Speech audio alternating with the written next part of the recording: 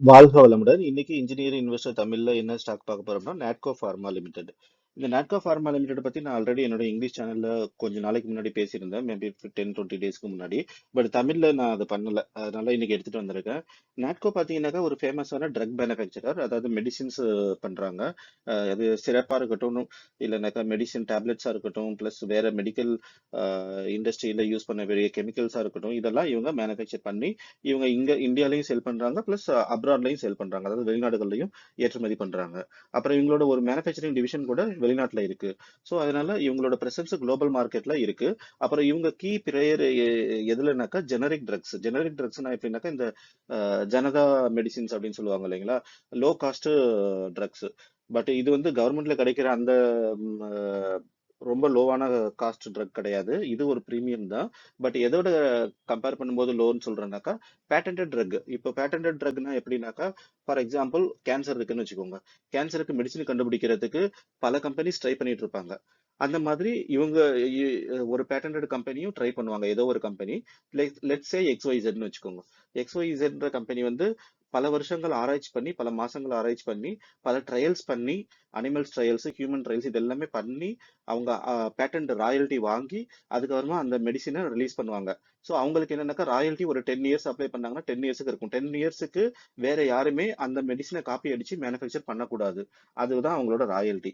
So அவங்களோட price பாத்தீங்கன்னாக்கா ரொம்ப ஹை பிரைஸா இருக்கும். ஏன்னா அவங்களோட ரிசர்ச், ஹியூமன் ட்ரையல்ஸ், வேற அனிமல் ட்ரையல்ஸ் இது எல்லாத்துக்குமே ஃபண்ட்ஸ் நிறைய செலவாயிருக்கும். அந்த செலவெல்லாம் இவங்க இந்த மெடிசன்ல தான் போடுவாங்க. ஸோ ஒரு மெடிசின்ன்றது எவ்வளவோ பணம். ஃபார் எக்ஸாம்பிள் 1 லட்சம் ரூபா அப்படின்னு வச்சுக்கோங்க. ஒரு மெடிசின் ஒரு டேப்லெட் 1 லட்சம் ரூபான்னு வச்சுக்கோங்க. அந்த மாதிரி இருக்கும். ஸோ பட் இவங்களோட ஸ்பெஷலிஸ்ட் என்னன்னாக்கா நாட்கோ ஃபார்மசி அந்த மாதிரிலாம் எதுவும் பண்ண மாட்டாங்க. இவங்க இவங்க என்ன பண்ணுவாங்க, காப்பி அடிப்பாங்க, அவ்வளவுதான்.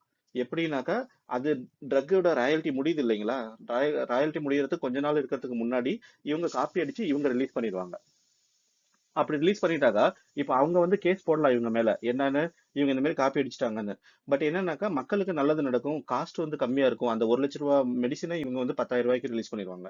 ஸோ அப்படி இருக்கும்போது இது பப்ளிக்கு நல்லது அப்படின்றதால இதாகட்டும், ஜஸ்டிஸ் போகும்போது, கோர்ட்டு போகும்போது இவங்க நாட்கோ வந்து மேக்சிமம் வின் பண்ணிடுவாங்க. சில கேசஸ் லூஸ் பண்ணுவாங்க, அது ஆப்வியஸா நடக்கிறது தான்.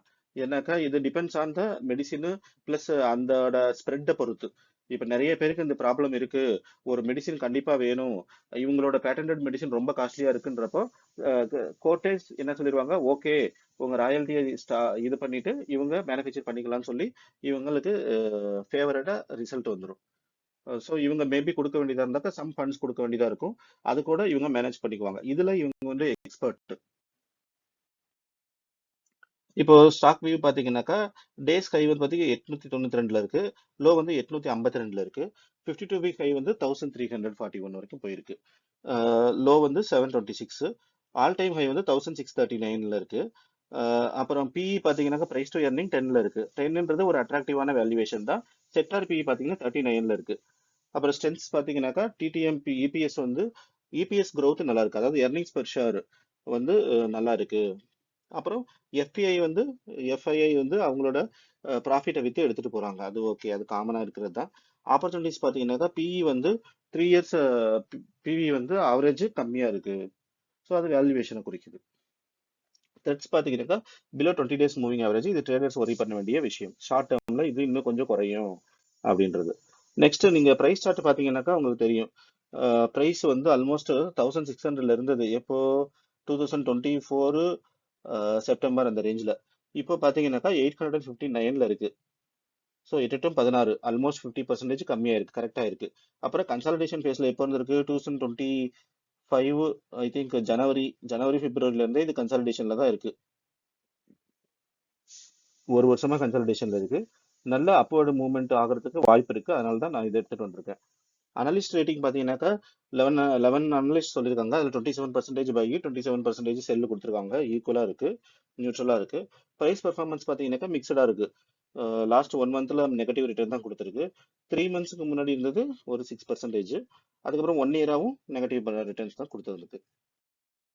டெக்னிக்கல்ஸ் பார்த்தீங்கன்னாக்கா இது ஜென்ரலா இவங்களுக்கு யாருக்கு, ட்ரேடர்ஸுக்கு பிவட் பாயிண்ட் வந்து ஆசிலேஷன் பாயிண்ட்னு சொல்லுவோம். அது வந்து 868. ஸோ அந்த ப்ரைஸ் டச் ஆயிடுச்சுனாக்கா, இது மேலே போனதுனாக்கா ஃபர்ஸ்ட் ரெசிஸ்டன்ஸ் 883 இருக்கு, தேர்ட் ரெசிஸ்டன்ஸ் 923ல இருக்கு. கீழே போனதுனாக்கா சப்போர்ட் பார்த்தீங்கன்னா 843ல இருக்கு ஃபர்ஸ்ட் சப்போர்ட், செகண்ட் 828ல இருக்கு, தேர்ட் வந்து 804ல இருக்கு. மூவிங் ஆவரேஜ் பார்த்தீங்கன்னாக்கா 20 டேஸ் மூவிங் ஆவரேஜ் 902ல இருக்கு, 200 டேஸ் மூவிங் ஆவரேஜ் 876ல இருக்கு. பப்ளிக் ஒப்பீனியன் பார்த்தீங்கன்னா 100% பை தாங்க. எதனாலனாக்கா பிரைஸ் 1600ல இருந்து 860க்கு வந்திருக்கு. ஆல்மோஸ்ட் 40+% 50% கரெக்ஷன் ஆயிருக்கு. அதுவும் இல்லாம ஸ்டாக்கு ஒரு மாதிரி ஒரு ஃபண்டமெண்டலான ஸ்டாக்கு, அதனால ஃபண்டமெண்டலா ஸ்ட்ராங்கான ஸ்டாக்கு, அதனால public get attracted to it. Financials பார்த்தீங்கன்னாக்கா உங்களுக்கு 2021ல இருந்து 24 வரைக்கும் ஒரு நல்ல growth இருக்கு. 25ல ரெவென்யூ கொஞ்சம் ப்ரொபோஷனலா இருக்கு, பட் ரொம்ப ஒரு மாதிரி 23க்கும் 24க்கும் இருக்கிற டிஃபரன்ஸ் 24க்கும் 25க்கும் இல்ல, கொஞ்சம் கம்மியா தான் இருக்கு. இது எப்படின்னாக்கா இது ஒரு மாதிரி சைக்கிளிக்கல். ஏதாவது ஒரு ஃபேமஸான ட்ரக் இவங்க லான்ச் பண்ணும்போது நல்ல பிரைஸ் ஹைக் இருக்கும், பிளஸ் பிரைஸ் ஹைக்குன்ற பாருங்க ரெவென்யூ நல்லா இருக்கும். பிளஸ் இன்னொன்னு என்னக்கா இவங்க டிவிடெண்ட் கொடுக்கறதுல ரொம்ப மோசம். 800 ருபீஸ் இருக்கா 1600 இருக்கும்போது கூட டிவிடெண்ட் எவ்வளவு கொடுத்தாங்க, ₹1.50 கொடுத்தாங்க, ₹1.50. அவ்வளவுதான் டிவிடெண்ட் கொடுப்பாங்க. எல்லா காசையும் எது பண்ணுவாங்கன்னா ரிசர்ச்சுக்கு யூஸ் பண்ணிக்குவாங்க அவங்க. ஷேர் ஹோல்டிங் பார்த்தீங்கன்னாக்கா 49% ப்ரொமோட்டட் இருக்கு, 14% எஃப்ஐஐட்ட இருக்கு. அது ஒரு நல்ல ஸ்ட்ராங்கான இண்டிகேஷன். 5.8% டிஐட்ட இருக்கு. பேர் கம்பேரிசன் பார்த்தீங்கன்னா சன் ஃபார்மா, டிவிஸ், டோரன் ஃபார்மா, சிப்லா, லுபின் இது எல்லாமே நல்ல கம்பெனி தான், சூப்பரான கம்பெனிஸ் தான். இது அட்ராக்டிவ் வேல்யூவேஷன்ல இருக்கிறது நாட்கோ ஃபார்மசி தான். ஏன்னா 10 டைம்ஸ் பிரைஸ் டு earning இருக்கு. மற்றதெல்லாம் பார்த்தீங்கன்னாக்கா அதிகமாக தான் இருக்கு. இதுல இன்னொன்று என்னன்னாக்கா லுபின் ஒன்று ஓகே 17ல இருக்கு, அது கூட நம்ம இன்னொரு நாளைக்கு டிஸ்கஸ் பண்ணலாம். கன்க்ளூஷன் பார்த்தீங்கன்னா ஃபண்டமெண்டலாக ஸ்ட்ராங்கான ஸ்டாக் வந்து அண்டர் வேல்யூவேஷன் சொல்லலாம். வேல்யூவேஷன் வந்து இதோட value original valuation intrinsic value அப்படின்னு சொல்லுவாங்க. அது பார்த்தீங்கன்னா 1300 ருபீஸ்ல இருக்கு, பட் நம்மளுக்கு இப்போ கிடைக்கிறது 860 ருபீஸ்ல கிடைக்குது. ஸோ அப்படி இருக்கும்போது நல்ல வேல்யூவேஷன் அண்டர் வேல்யூவேஷனாக இருக்கு, இதை நம்ம வாங்கிக்கலாம். கன்சிடர் ஃபார் லாங் டேர்முக்கு 1-2 நம்ம வாங்கி வச்சுட்டு இருந்தோம்னாக்கா ஒரு நல்ல ப்ராஃபிட் இந்த ஸ்டாக்கு டெஃபினட்டா கொடுக்கும். ஓகேங்களா? தேங்க்யூ.